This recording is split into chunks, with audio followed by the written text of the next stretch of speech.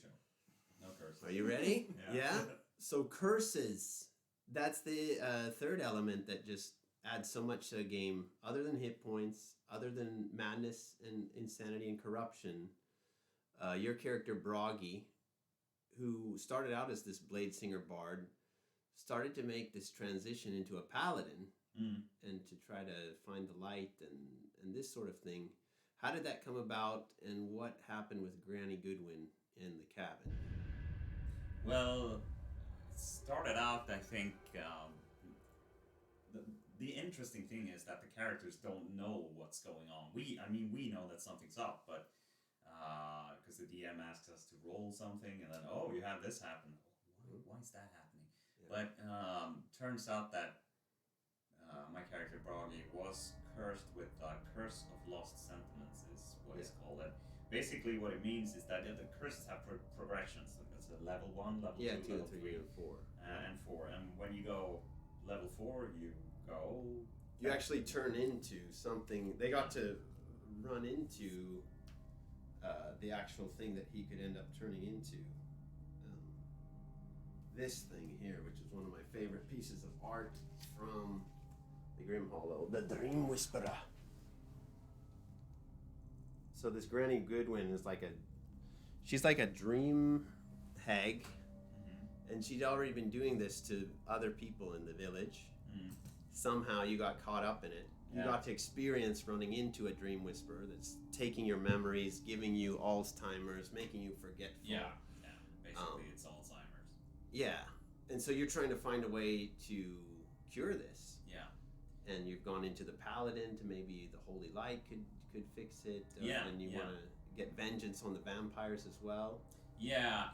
It's interesting because the character, it starts out he's just a little bit forgetful. He doesn't notice, but the other guys in the party, they're like, oh wait, something's up. And then after a while, he just realizes that there's I don't remember who I am anymore. And what he does is that he clings on to the things that he does remember from his origin, and what really burns into your memories are traumatic events. So he remembers that he really has a history with vampires, and he just hates them. So what he does is he swears an oath to one of the gods in this continent of Etheris. They've Gone. vanished. Yeah, they're gone. We don't know where they've gone. Yeah. There are like 4 or 5 of them. Could be something from deep space. Could be a little Cthulhu-esque. We don't know. Let's see. But there are still their greatest seraphs, their greatest angels are there, and the greatest fiends and devils are there as well. Still roaming this place, right? Yeah. So you're searching for answers. You're trying to find this cure. You've progressed through 4 adventures: the White Plume Mountain in Mount Vengeance, the Runeheim adventure against Falkia, the Castle Rend, fighting the orcs, and the Tavern of the Lost. And so they progressed up to level 11, 12, maybe 13. 13, I think. Yeah. You've been given a list of items like the lock of hair of a lost someone who's forgot their memories, things like this. Yeah, a clock that goes backwards. They've got this list, and then Creaky is also getting very aggressive and very losing control because he got the curse of the wrath and the dying breath from the Rakshasa. Cephas Red got him with a stab right before he died. And so we got 2 guys with curses that are escalating fairly quickly, and they were going to head north to find the druids beyond the Frostfang Forest that could have answers. I think there's a guy named Kane, herbalist, who might have answers. And as that progressed, suddenly it was turning to winter, and we thought, you know what? What if we start a whole new group of characters? Because that's always one of the funnest things, is making characters and starting a new campaign. So with the intention to get back to these core characters that have come so far this way, we said at the same time up in Hrist, this story is happening here in the Frost Maiden with Auril. You know this book. which we chose to do because our campaign was supposed to take place in the cold north, and now we want to get things going here with the Valakan tribes. Icewind Dale was a good go-to because there wasn't already set adventure happening here. But now, did you know they're doing a Kickstarter now for Valakan for this whole area? Wow. So I just backed that. It's going to come with an adventure as well as a lot more description and explanation about what's happening here. But we started all new characters. I think they're level 6. They're going through the 10 towns. They went to East Haven. And do we have any we don't have any curses happening there. They are getting affected by the Chardolin, this thing. But 2 characters died. Yeah. And how did that? Because we were always talking about how deadly it is for Grim Hollow. It's going to be deadly. Get ready to be making characters every month because you're going to die. Yeah. We never had that happen with our first characters. We just managed to pull a victory from the jaws of defeat. Yeah. There's the death occasions. saving throws. Yeah. You did an amazing run, and we're just the right amount of spaces to get to somebody who was on their last saving throw with Broggy and heal them. Yeah, it was a baseball slide with Was that to Creaky? Yeah. Yeah, that was in the final battle with the Peloton. Yep. The Peloton is this French knight guy there. So anyways, it was getting hard maybe for these new players. A lot of my group is first time playing D&D. 2 years, nobody's died. And Maud Chiselbone in this in these tunnels in this cave by Loch Dineshire ends up lining them up in a way with a frost staff and Cone of Colds. Everybody except for one in the party. They all got frozen. They all went below 0 hit points. What happened then?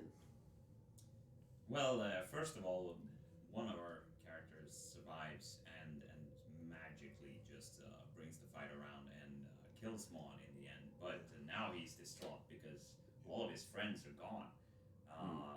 And what happens is that our characters wake up as as souls on another plane of existence. Yeah. And we all in Stygia, actually. Yeah. The 5th plane of hell. They didn't know that though. It's all ice-covered landscape. They're just souls floating around. Right.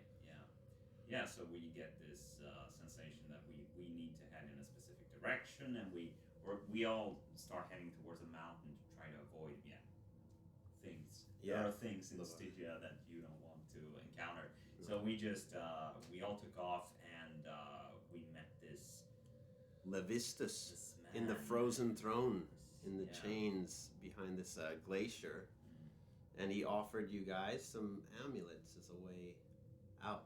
Yeah, and this is where I've been playing for a while now, and I think it's interesting when you have to play to your character's strengths, their ideals, and things like that. My character was she was not going to let go of life just yet, so she took she made a deal with the devil, you could say, I guess, to come back again, and she placing on the amulet, the ice kind of melted around the body of your character. It's a rogue, elvish rogue with a lavender eye, one that comes out of this Grim Hollow adventure book.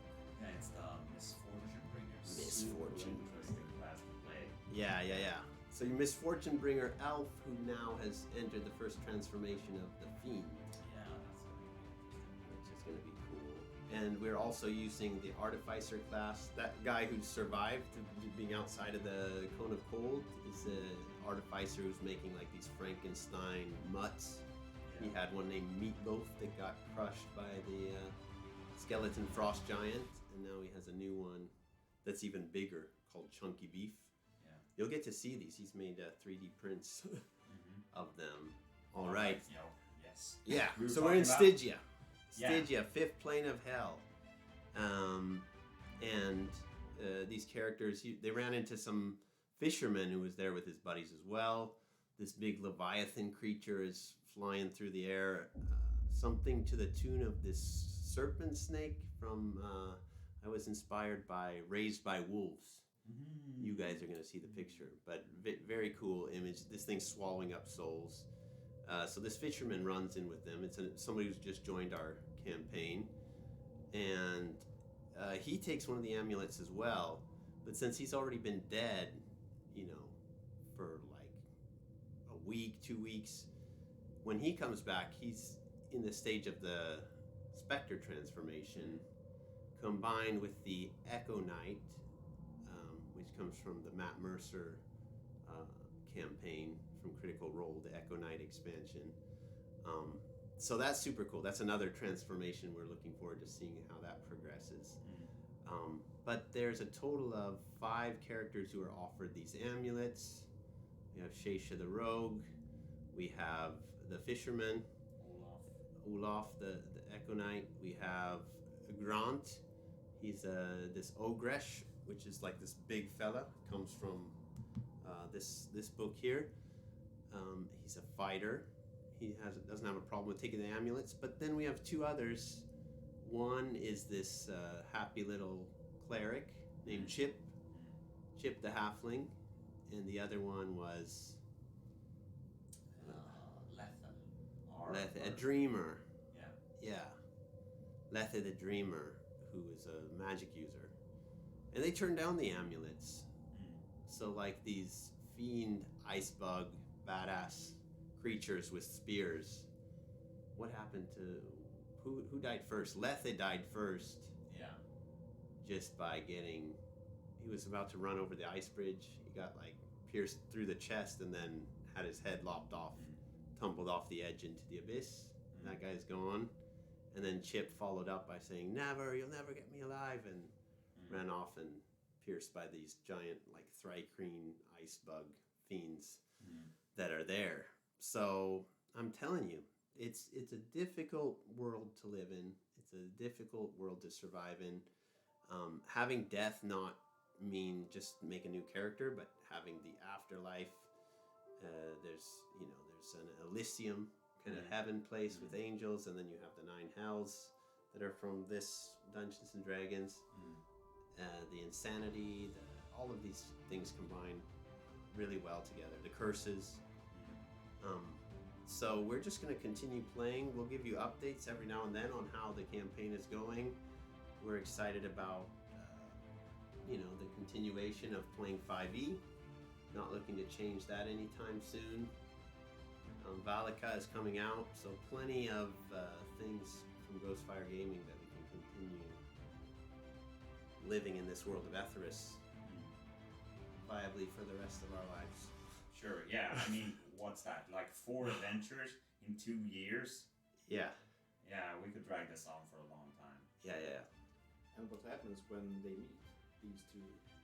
That's going to be interesting. Yeah, when the 2 parties actually meet here, the party that's currently in Hrist or 10 Towns may be able to help the 2 who have the curses, Broggy and Creaky, with their curses. And then we'll see what's going on with the Cold Fire up here to the east, and so on and so forth. So, wow. I hope you enjoyed the show. Broggy, the Blade Singer, would you like to give any last comments or sign us out? I think the particular flavor that is Grimhollow is that anything good, like classic fantasy, high fantasy, does not survive in this world, and that's one of the takeaways from these 2 characters just dying. They stood up for an ideal that is the good, the proper, the right, but in this world you have to haggle a bit. You have to do things that you don't that aren't morally right, and that's what I find is interesting, because the real world maybe isn't always that black and white. There's a right, there's a wrong answer. It's always sort of a grayish in between, where you have to make some sacrifices, and that just permeates this whole Grimhollow experience. So I think it makes it a lot more interesting than anything else I've ever played. and also you care a lot more. I care a lot more about the characters when I know what they've been through, and they're not doing good things, but they're not doing it because they have good intentions. That good intentions in this world will not see you through the day. So that's it for this this one. Maybe we'll talk about some other things. We'll show you our setup out at Heimdall's place, how we do the map. Maybe talk about how we feel about magic items in this world in future videos. So keep tuning in, and we'll see you next time.